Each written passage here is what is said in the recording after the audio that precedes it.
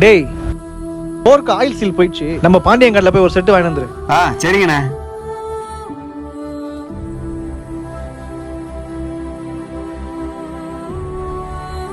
Hello Pandi, நம்ம பையன் கடைக்கு வந்தானா? Okay okay okay. எங்கன்னா வெளியே வெளியே சுத்துறானா சந்தேகத்தில் தான் கேட்டேன். சரி சரி, வை வை. டேய், நான் பாத்ரூம் போயிட்டு வந்துடுறேன்டா. சரிங்கண்ணே.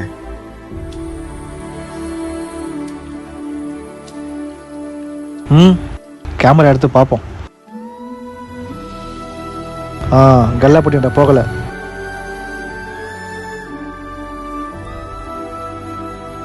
சொல்லுப்பா. வாணா பையனா அனுப்பல. பணம் மேட்டர்ல நீயே எடுத்துன்னு குத்துரு. இவன் பணத்தை தூக்கி விட்டானா நம்ம என்ன பண்றது? ஏய் தம்பி, இந்தாப்பா இந்த பணத்தை உங்க ஓனர் கிட்ட கொடுத்துரு.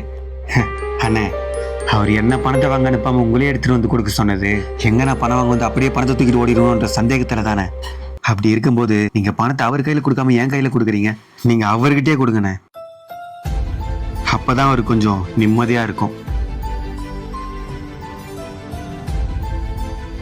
நம்ம பயத்தால முன்னெச்சரிக்கையா இருக்கிறது தப்பு கிடையாதுண்ணே.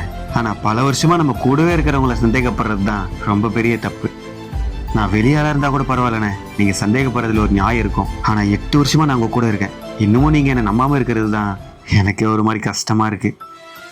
மரியாதை இல்லாத இடத்துல கூட வேலை செஞ்சிடலானே, ஆனா சந்தேகப்படுற இடத்துல வேலை செய்யறது ரொம்பவே கஷ்டம். இதுக்கு மேல நீங்க உங்களுக்கு நம்பிக்கையானாலேயே வேலைக்கு வச்சுக்கோங்க. நான் வரேன்.